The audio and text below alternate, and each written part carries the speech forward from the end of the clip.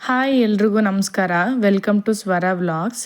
ನಾನಿವತ್ತು first time ಯೂಟ್ಯೂಬಲ್ಲಿ lengthy ವೀಡಿಯೋನ ಆ್ಯಡ್ ಮಾಡೋಣ ಅಂತ ಈ ವಿಡಿಯೋನ ಮಾಡ್ಕೋತಾ ಇದ್ದೀನಿ. ಹಾಗೆಯೇ ನಂದು ಇಂಟ್ರೊಡಕ್ಷನ್ ವೀಡಿಯೋನ ನಾನು ಇನ್ಸ್ಟಾಗ್ರಾಮಲ್ಲೂ ಕೂಡ ಹಾಕಿರಲಿಲ್ಲ. ಹಾಗಾಗಿ ಇದು ನನ್ನ ಇಂಟ್ರೊಡಕ್ಷನ್ ವೀಡಿಯೋ ಜೊತೆಗೆ ಒಂದು ಲೆಂತಿ ವೀಡಿಯೋನ ಮಾಡಿ ಫಸ್ಟ್ ಟೈಮ್ ಯೂಟ್ಯೂಬಲ್ಲಿ ಹಾಕೋಣ ಅಂತ ಈ ವಿಡಿಯೋನ ಮಾಡ್ಕೋತಾ ಇದ್ದೀನಿ. ನನ್ನ ಹೆಸರು ಸ್ವಾತಿ. ನನ್ನ ಊರು ಅಂದರೆ ನನ್ನ ತವರು ಮನೆ ಶಿವಮೊಗ್ಗ. ನಾನು ಮದುವೆ ಆಗಿರೋದು ಮೈಸೂರಿಗೆ. ನನಗೆ ಇಬ್ಬರು ಗಂಡು ಮಕ್ಕಳಿದ್ದಾರೆ. ಒಬ್ಬ ಫಸ್ಟ್ ಸ್ಟ್ಯಾಂಡರ್ಡ್ ಓದ್ತಾ ಇದ್ದಾನೆ, ಹಾಗೆ ಇನ್ನೊಬ್ಬ ಈಗ LKG. ನಾನು ಇನ್ನೊಂದು ವಿಷಯನ ನಿಮ್ಮ ಹತ್ರ ಹೇಳಬೇಕು ಅಂತ ಅಂದ್ಕೊಳ್ತೀನಿ. ಏನಂತಂದರೆ ನಂದು ವ್ಲಾಗ್ಗೆ ನಾನಿಟ್ಟಿರೋ ನೇಮು ಸ್ವರ ವ್ಲಾಗ್ಸ್ ಅಂತ. ತುಂಬ ಜನ ನೋಡಿ ಅಂದ್ಕೊಂಡಿರ್ತೀರ ಇವ್ರ ನೇಮ್ ಸ್ವಾತಿ ಅಂತ ಇದೆ, ಯಾಕೆ ಇದು ಸ್ವರ ಅಂತ. ನನಗೆ ಆ್ಯಕ್ಚುಲಿ ಇದು ಸ್ವರ ಅನ್ನೋ ನೇಮು ಒಂದು ತುಂಬ ದೊಡ್ಡ ಡ್ರೀಮೇ ಅಂತಲೇ ಹೇಳ್ಬೋದು. ಯಾಕೆ ಅಂದರೆ ನನಗೆ ಬೇಬಿ ಗರ್ಲ್ಸ್ ಅಂದರೆ ತುಂಬಾ ಇಷ್ಟ. ಬಟ್ ನನಗಾಗಿರೋದು 2 ಬಾಯ್ಸೇ.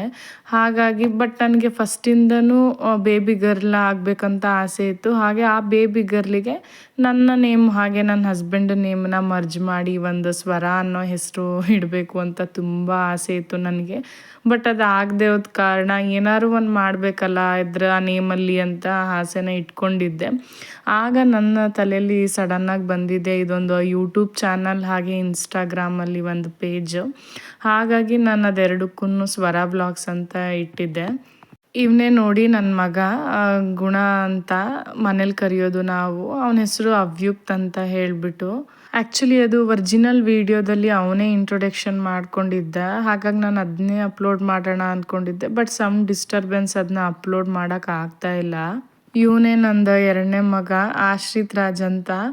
ನೋಡೋಕ್ಕೆ ಎಷ್ಟು ಇನ್ನೋಸೆಂಟ್ ಥರ ಕಾಣ್ತಾನೆ, ಬಟ್ ಅವ್ನು ಸಿಕ್ಕಾಪಟ್ಟೆ ತರಲೆ. ಅವನನ್ನು ಅವಾಯ್ಡ್ ಮಾಡೋದೇ ಕಷ್ಟ. ಹಾಗೆ ತುಂಬ ತುಂಟ, ತುಂಬ ಹೆವಿ ಡ್ರಾಮಾ. ನೋಡಿ ಅಲ್ಲಿ ಕ್ಯಾಮ್ರಾ ಆ ಥರ ಇದೆ ಅಂತ ನೋಡ್ತಿದ್ದ ಹಾಗೇ ಅವನು ಅಲರ್ಟ್ ಆಗಿಬಿಡ್ತಾನೆ ತುಂಬ. ದೊಡ್ಡೋರ್ಗಿಂತ ಸಣ್ಣ ಮಕ್ಕಳು ಚುರುಕು ಅಂತಾರಲ್ಲ, ಮೋಸ್ಟ್ಲಿ ಅದಕ್ಕೆ ಇರ್ಬೋದು.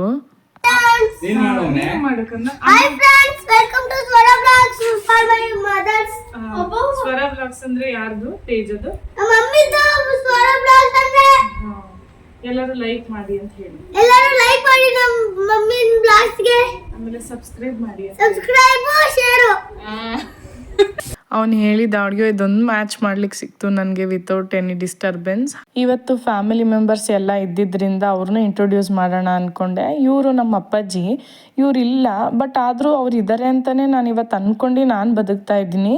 ಯಾಕೆಂದರೆ ಅವ್ರ ಮೇಲಿನ ಪ್ರೀತಿ ನನ್ನ ಮಾತಲ್ಲಿ ನಾನು ಹೇಳೋಕ್ಕೆ ಸಾಧ್ಯನೇ ಇಲ್ಲ. ಹಾಗಾಗಿ ಅವ್ರನ್ನೂ ಕೂಡ ಇಂಟ್ರೊಡ್ಯೂಸ್ ಮಾಡಿಕೊಡ್ತಾ ಇದ್ದೀನಿ. ಇವರು ನಮ್ಮಮ್ಮ, ಇವಳು ನನ್ನ ಕಸಿನ್ ಸಿಸ್ಟರು. ಹಾಗೆಯೇ ಊರಿಂದ ಬಂದಿದ್ರು ಎಲ್ಲ, ವೀಕೆಂಡ್ ರಜಾ ಇತ್ತು ಅಂತ ಹೇಳಿಬಿಟ್ಟು. ಅವಳ ಹೆಸರು ಕೃತಿಕಾ ಅಂತ, ಬಟ್ ಅಮ್ಮು ಅಂತ ಕರಿತೀವಿ. ನಮಗೆ ಫಸ್ಟ್ ಅವಳ ನೇಮು ಅಮ್ಮು ಅಂತಲೇ ಬರೋದು, ಕೃತಿಕಾ ಅಂತ ಬರೋದೇ ಇಲ್ಲ. ಹಾಗೆ ಇವರು ನಮ್ಮ ಅಪ್ಪಾಜಿಯ ತಮ್ಮ. ಸೇಮ್ ನಮ್ಮ ಅಪ್ಪಾಜಿನೂ ಹಾಗೆ ಇದ್ದಿದ್ದು ನೋಡಲಿಕ್ಕೆ, ಬಟ್ ಇವ್ರಿಗಿಂತ ಒಂದು ಸ್ವಲ್ಪ ಡಾರ್ಕ್ ಕಲರ್ ಆಗಿದ್ರು ನಮ್ಮ ಅಪ್ಪಾಜಿ. ನಮ್ಮ ಅಪ್ಪಾಜಿ ಇಲ್ಲ, ಆದ್ರೂ ಅವಳಿಗೆ ಆ ಥರ ಕೊರತೆ ಬರಬಾರ್ದು ಅಂತ ಹೇಳಿ ನಮ್ಮ ಮನೇಲಿ ಫಂಕ್ಷನ್ ಆದಾಗೆಲ್ಲ ಮುಂದೆ ನಿಂತು ನನಗೆ ಎಲ್ಲ ಮಾಡಿಕೊಟ್ಟಿದ್ದಾರೆ, ನಮ್ಮ ಚಿಕ್ಕಪ್ಪನೂ ಕೂಡ. ಹಾಗೆ ಇಲ್ಲಿದ್ದಾಳಲ್ಲ ಇವಳು ನನ್ನ ತಂಗಿ, ನನ್ನ ಚಿಕ್ಕಪ್ಪನ ಮಗಳು ಕೀರ್ತಿ ಅಂತ ಹೇಳಿಬಿಟ್ಟು. ಈಗ ನಾನು ವೀಡಿಯೋಸ್ ಎಲ್ಲ ಶೂಟ್ ಮಾಡಿಕೊಟ್ಟಿದ್ದೆ ಅವಳು. ಮನೇಲಿ ಇವತ್ತೆಲ್ಲರೂ ಸೇರಿರೋದ್ರಿಂದ ಒಂದು ನಾನ್ ವೆಜ್ ಪಾರ್ಟಿ ಮಾಡ್ತಾ ಇದ್ವಿ. ಅದನ್ನ ನಿಮ್ಮ ಜೊತೆ ಶೇರ್ ಮಾಡ್ತೀನಿ, ಬನ್ನಿ.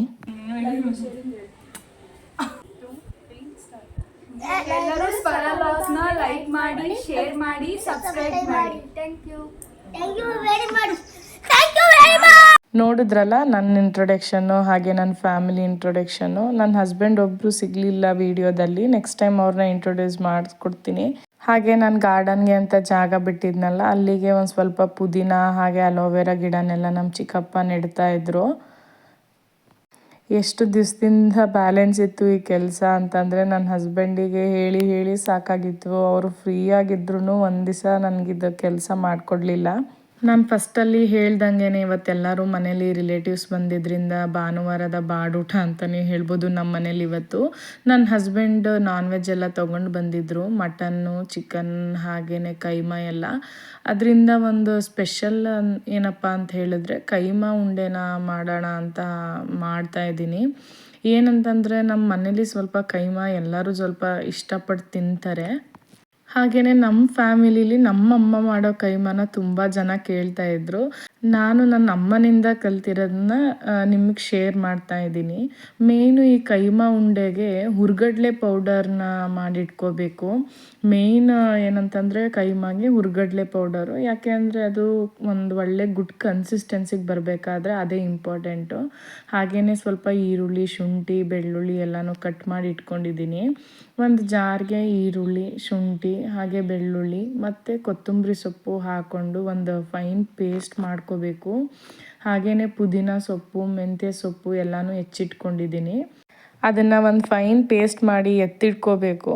ಹಾಗೆ ಒಂದು ಪಾತ್ರೆಗೆ ಸ್ವಲ್ಪ ಹಸಿರು ಮೆಣಸಿನ್ಕಾಯಿ ಹಾಕ್ಕೊಂಡು ಡ್ರೈ ರೋಸ್ಟ್ ಮಾಡ್ಕೋಬೇಕಾಗತ್ತೆ. ಇದು ಕೈಮಾ ಉಂಡೆಗೆ ಎಷ್ಟು ಖಾರಕ್ಕೆ ಎಷ್ಟು ಬೇಕೋ ಅಷ್ಟು ಹಸಿರು ಮೆಣಸಿನ್ಕಾಯಿ, ಅದ್ರ ಜೊತೆಗೆ ಸ್ವಲ್ಪ ಶುಂಠಿ ಹಾಗೆ ಬೆಳ್ಳುಳ್ಳಿ, ಒಂದು ಸ್ವಲ್ಪ ಟೇಸ್ಟಿಗೆ ಕಾಳು ಮೆಣಸು ಹಾಗೆ ಚಕ್ಕೆ ಲವಂಗ ಹಾಕ್ಕೋಬೇಕು. ಡ್ರೈ ರೋಸ್ಟ್ ಮಾಡ್ಕೋಬೇಕು ಎಲ್ಲನೂ.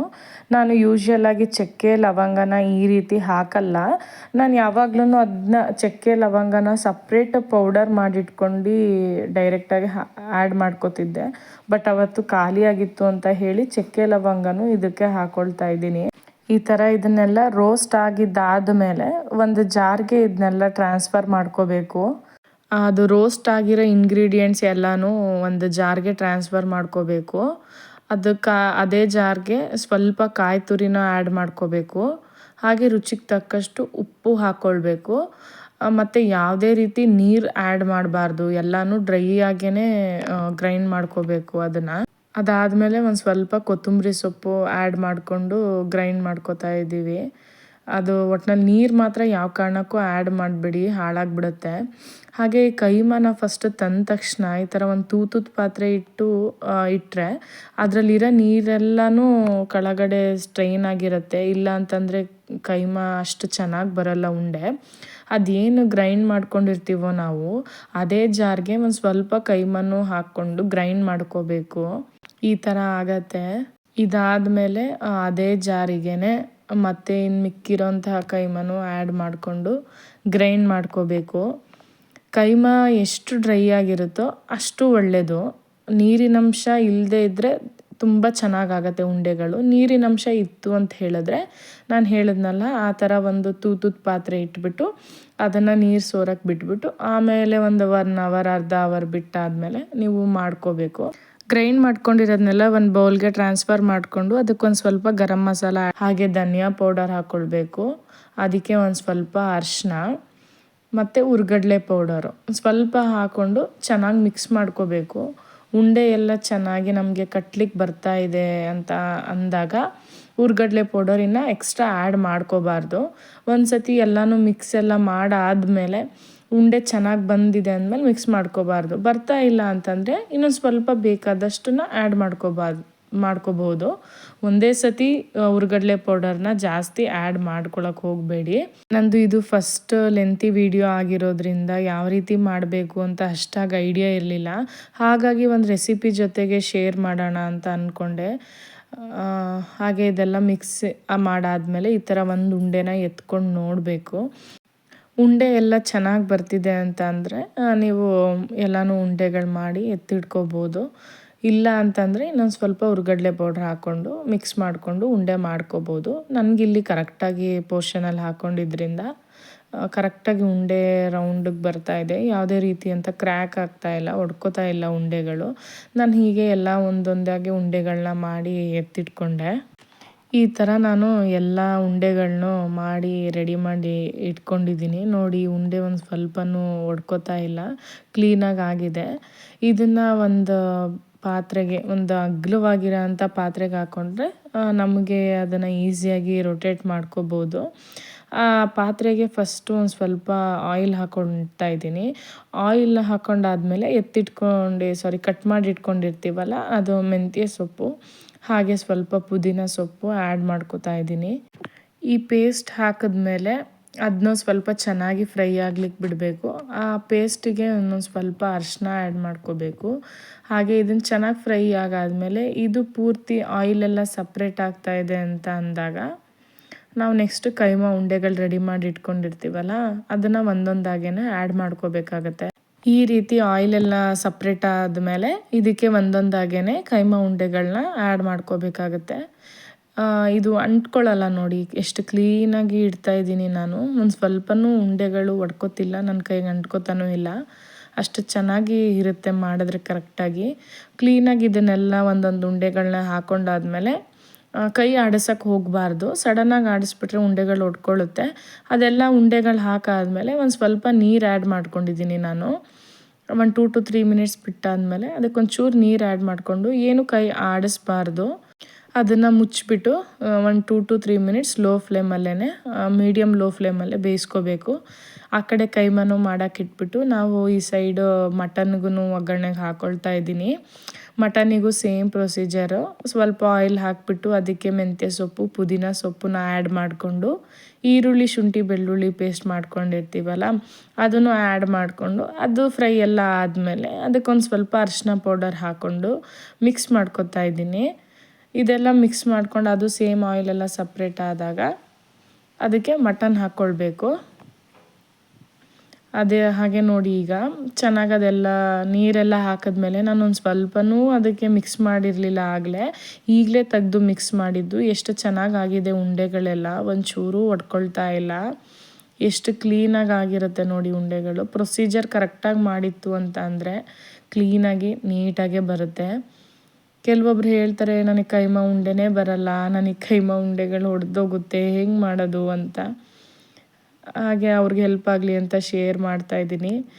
ಈಗ ಮಟನ್ ಈ ಸೈಡಲ್ಲಿ ಮಟನ್ ಹಾಕ್ಕೊಳ್ತಾ ಇದ್ದೀನಿ ನಾನು ಒಂದು ಕುಕ್ಕರ್ಗೆ. ಮಟನ್ ಹಾಕ್ಕೊಂಡಿದ್ದಾದಮೇಲೆ ಅದಕ್ಕೊಂದು ಸ್ವಲ್ಪ ಉಪ್ಪು ಆ್ಯಡ್ ಮಾಡ್ಕೊಳ್ತಾ ಇದ್ದೀನಿ, ರುಚಿಗೆ ತಕ್ಕಷ್ಟು.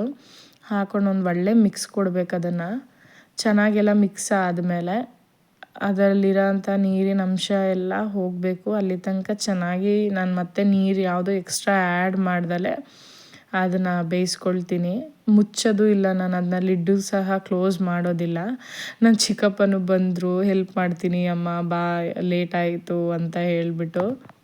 ನಮ್ಮದು ಗೃಹ ಪ್ರವೇಶ ಆದಮೇಲೆ ನಮ್ಮ ಮನೇಲಿ ಸ್ವಲ್ಪ ಜನ ಸೇರಿರೋದೇ ಇವತ್ತು. ಹಾಗಾಗಿ ನಮಗೆಲ್ಲ ಫುಲ್ ಖುಷಿ, ಒಂದು ಹಬ್ಬದ ವಾತಾವರಣನೇ ಅಂತ ಅನ್ನಿಸ್ತಾ ಇತ್ತು ಮನೆಯಲ್ಲಿ. ಚೆನ್ನಾಗಿ ಎಂಜಾಯ್ ಮಾಡಿದ್ವಿ, ನನ್ನ ತಂಗಿ ನಾವು ಎಲ್ಲ ಒಂದು 3 days ಒಳ್ಳೆ ಎಂಜಾಯ್ ಮಾಡಿದ್ವಿ ನಾವೆಲ್ಲ. ಹಾಗೆ ಇದು ನೋಡೋಣ, ಕೈಮಾ ಆಗಿರುತ್ತೆ ಈಗ ನೋಡಿ.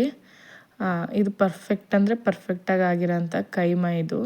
ಈಗ ನಾನು ಅದನ್ನು ಒಂದು ಸ್ಪೂನಲ್ಲಿ ನೋಡಿ ಹಿಂಗೆ ತಿರುಗಿಸ್ತೀನಿ. ಒಂದು ಚೂರು ಉಂಡೆಗಳು ಒಡ್ಕೊಳ್ಳಲ್ಲ. ಎಷ್ಟು ಚೆನ್ನಾಗಾಗಿರುತ್ತೆ ಅಂದರೆ ಪರ್ಫೆಕ್ಟಾಗಿ ಆಗಿರುತ್ತೆ. ಇದೇ ರೀತಿ ಕೈಮಾನ ನೀವು ಟ್ರೈ ಮಾಡಿ. ಹಾಗೆ ನನ್ನ ಕಮೆಂಟ್ ಸೆಕ್ಷನ್ನಲ್ಲಿ ಹೇಳಿ ಹೇಗಾಗಿತ್ತು ಅಂತ. ಇದೇ ಥರ ನಿಮ್ಗೆ ಇನ್ಯಾವುದಾದ್ರೂ ರೆಸಿಪೀಸ್ ಬೇಕಾದರೂ ನನಗೆ ಕಮೆಂಟ್ ಸೆಕ್ಷನಲ್ಲಿ ಹೇಳಿ, ನಾನು ನೀಟಾಗಿ ಕ್ಲೀನಾಗಿ ತೋರಿಸ್ಕೊಡ್ತೀನಿ. ಈಗ ನಮ್ಮ ಮನೇಲಿ ಮಾಡಿರೋ ಮೆನ್ಯೂ ಲಿಸ್ಟಲ್ಲಿ ಕೈಮಾ ಉಂಡೆ ಒಂದು ರೆಡಿಯಾಗಿದೆ. ಈಗ ಮಟನ್ ಸಾಂಬಾರಿಗೂ ರೆಡಿ ಮಾಡ್ಕೊಳ್ತಾ ಇದ್ದೀನಿ. ಹಾಗೆಯೇ ನಾವು ಎಕ್ಸ್ಟ್ರಾ ನೀರು ಯಾವುದೂ ಕೂಡ ಆ್ಯಡ್ ಮಾಡ್ದಲೆ ಇಷ್ಟು ನೀರು ಬರುತ್ತೆ ಮಟನ್ನಲ್ಲಿ. ಡಿಪೆಂಡ್ಸ್ ಅದು ಮಟನ್ನಲ್ಲಿ. ಮಟನ್ ತುಂಬ ನೀರಿನಂಶ ಇತ್ತು ಅಂದರೆ ಈ ಥರ ಬರುತ್ತೆ. ಒಂದೊಂದು ಮಟನ್ನು ತುಂಬ ಡ್ರೈ ಆಗೇ ಇರುತ್ತೆ. ಆ ಥರ ಮಟನಲ್ಲಿ ನೀರು ಇಷ್ಟೊಂದು ಬರಲ್ಲ. ಆ ನೀರು ಹೋಗಾದ್ಮೇಲೆ, ಆ ನೀರೆಲ್ಲ ವೇಪರ್ ಆದಮೇಲೆ ಎಕ್ಸ್ಟ್ರಾ ನೀರು ಆ್ಯಡ್ ಮಾಡ್ಕೋಬೇಕು. ಅದು ಮಾಡಿಕೊಂಡು ನಾನಿಲ್ಲಿ ಒಂದು 5 to 6 ವಿಷಲ್ ಹಾಕ್ಕೊಳ್ತಾ ಇದ್ದೀನಿ. ನನ್ನ ಮಟನ್ ಸ್ವಲ್ಪ ಗಟ್ಟಿ ಇತ್ತು ಹಾಗಾಗಿ.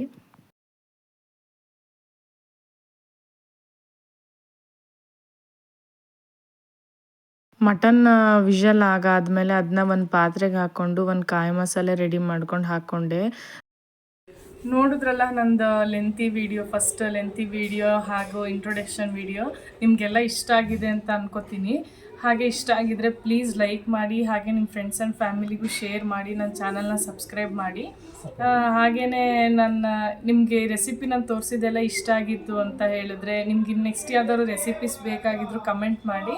ಖಂಡಿತ ನಾನು ಅದನ್ನ ನೆಕ್ಸ್ಟ್ ವೀಡಿಯೋಸ್ಗಳಲ್ಲಿ ಅಪ್ಲೋಡ್ ಮಾಡಿಕೊಡ್ತೀನಿ. ಪ್ಲೀಸ್ ಹೀಗೆ ಸಪೋರ್ಟ್ ಮಾಡಿ, ಸಬ್ಸ್ಕ್ರೈಬ್ ಮಾಡಿ. Thank you for watching Swara vlogs. ಹೀಗೆ ಸಪೋರ್ಟ್ ಮಾಡಿ. Thank you.